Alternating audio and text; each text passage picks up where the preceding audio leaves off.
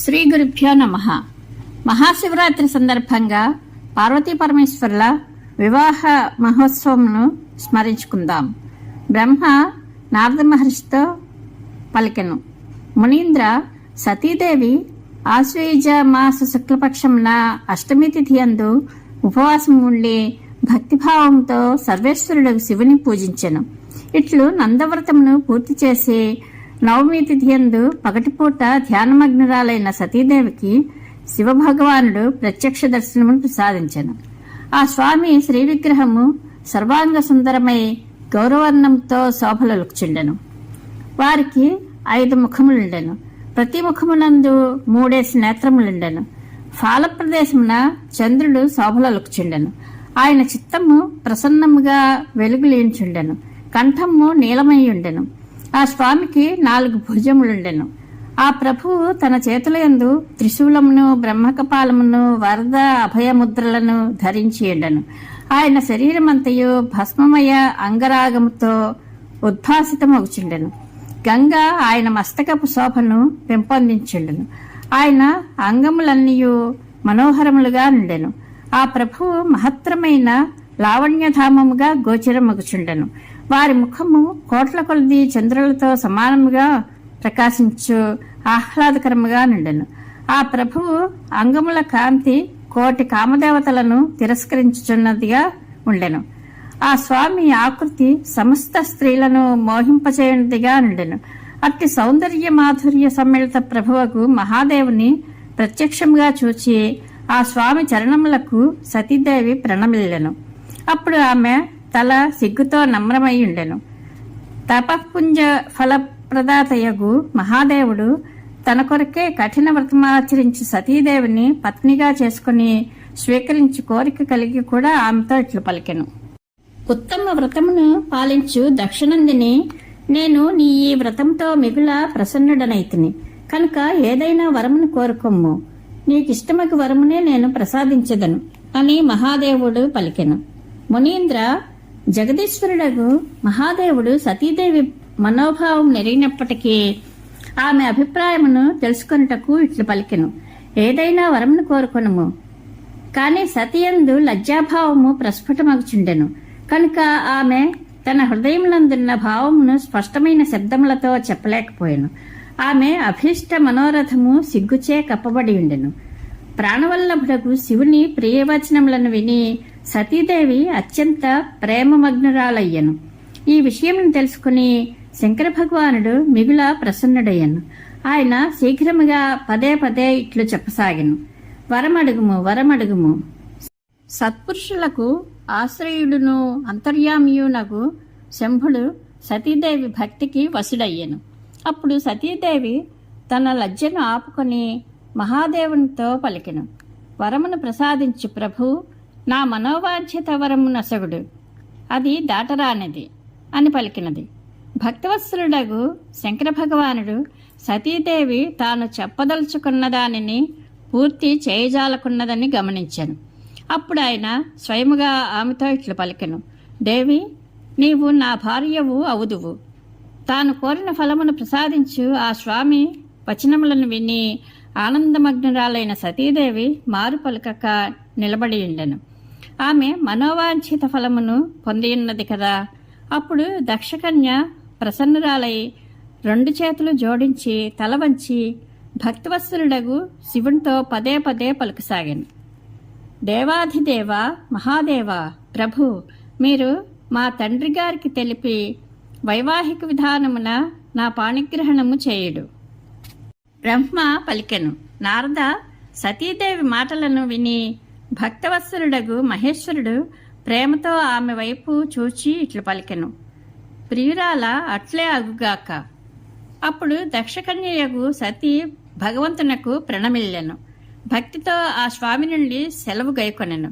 వెళ్ళుటకు అనుజ్ఞను పొంది మోహానందములతో కూడిన మనస్సుతో ఆ దేవి తన మాతృగృహమునకు వెళ్ళెను. భగవంతుడగు శివుడు కూడా హిమాలయమునందలి తన ఆశ్రమమునకు చేరుకొనెను. దక్షకన్యయగు సతీ వియోగముతో కొంత మానసిక అలజడికి లోనయ్యెను. ఆమెనే చింతన చేయుచుండెను.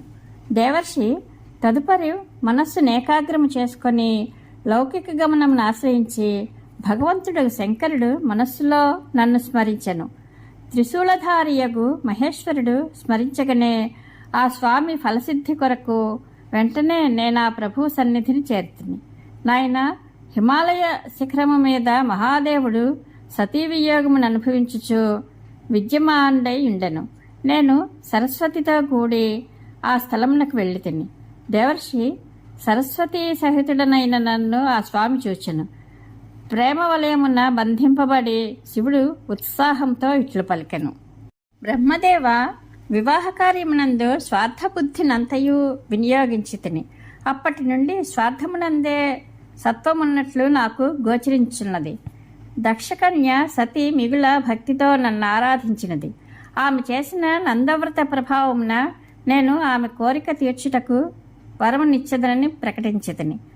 బ్రహ్మదేవ, అప్పుడు ఆమె మీరు నా భర్త కండు అని నన్ను వరము కోరుకొనెను. అప్పుడు నేను ఆ మాటలను విని మిగుల సంతుష్టుడనైతిని. నీవు నాకు పత్నివి కమ్ము అని కూడా నేను నుడివెత్తిని. అప్పుడు దాక్షాయణి సతీదేవి నాతో పలికెను. జగత్పతి, మీరు ఈ విషయమును గూర్చి నా తండ్రికి తెలుపుడు. వైవాహిక విధానమున నా పాణిగ్రహణమును చేయుడు. బ్రహ్మదేవ, ఆమె భక్తికి సంతసించి నేను ఆమె ప్రార్థనను స్వీకరించి తిని. విధాత, అప్పుడు ఆమె తన మాతృగృహమునకు వెళ్ళిపోయాను. నేను ఇచ్చటకు వచ్చి తిని కనుక ప్రస్తుతము నీవు నా ఆదేశానుసారము ఆమె ఇంటికి వెళ్ళుము. దక్ష ప్రజాపతి శీఘ్రముగా నాకు కన్యాదానము వనరించు ప్రయత్నమును చేయము.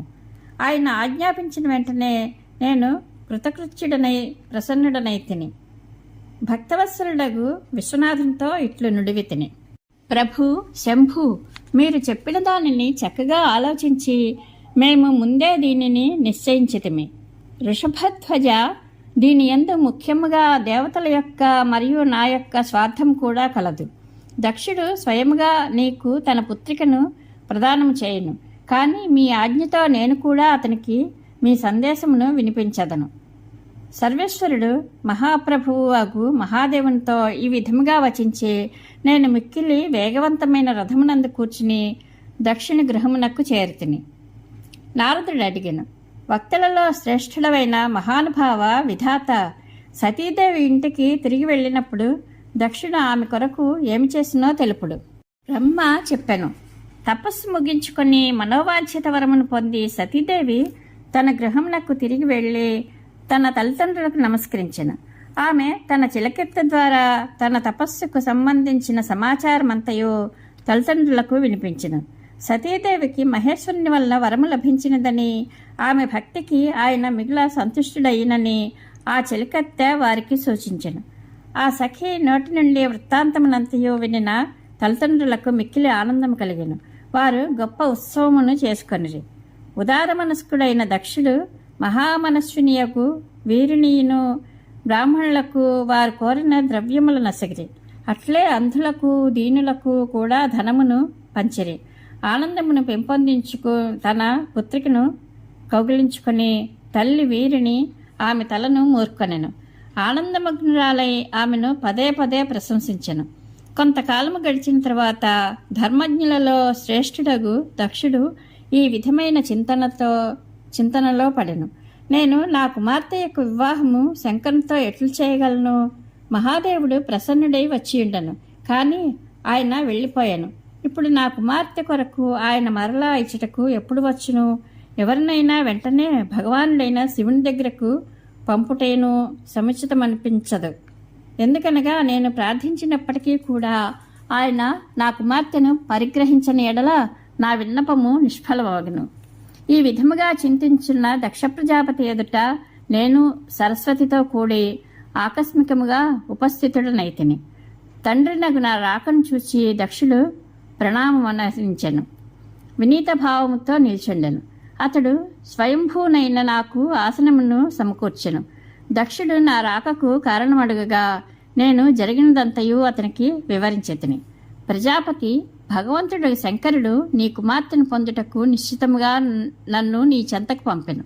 నీవు ఈ విషయమున ఉత్తమ కార్యమునకు శుభముహూర్తమును నిశ్చయింపము. సతీదేవి వివిధ భావములతో సాత్విక వ్రతము ద్వారా భగవంతుడగు శంకరుని ఆరాధించినది. అట్లే ఆ స్వామి కూడా సతీదేవిని ఆరాధించను. కనుక దక్ష, భగవంతుడగు శివుని కొరకే సంకల్పించి ప్రకటితమైన నీ కుమార్తెను ఆలస్యం లేకుండా ఆయన సేవయందు నియమింపుము. దీనివలన నీవు కృతకృత్యుడవయ్యదవు. నేను నారదుని వెంట వెళ్ళి వారిని నీ గృహమునకు తీసుకుని వచ్చేదను. నీవు ఆ స్వామి కొరకే జన్మించిన నీ కుమార్తెను ఆయన చేతులలో పెట్టుము. నారద, నా ఈ వచనములను వినిన నా కుమారుడగు దక్షుడు మిగుల సంతసించెను. అతడు అత్యంత ప్రసన్నుడై ఇట్లు పలికెను, తండ్రి అట్లే అగును మునీంద్ర. అప్పుడు నేను మిగుల హర్షించితిని. అచట నుండి లోక కళ్యాణ తత్పరుడైన భగవంతుడు శివుడు మిగుల ఉత్సాహంతో నా కొరకు ఎదురు చూచున్న స్థలమునకు వెళ్ళితిని. నేను తిరిగి వచ్చినప్పుడు తన భార్యతోనూ పుత్రికతోనూ దక్ష ప్రజాపతి కూడా పూర్ణకాముడయ్యను. అంతేగాక అతడు అమృతము త్రాగి తృప్తి చెందినంత సంతుష్టుడయ్యను.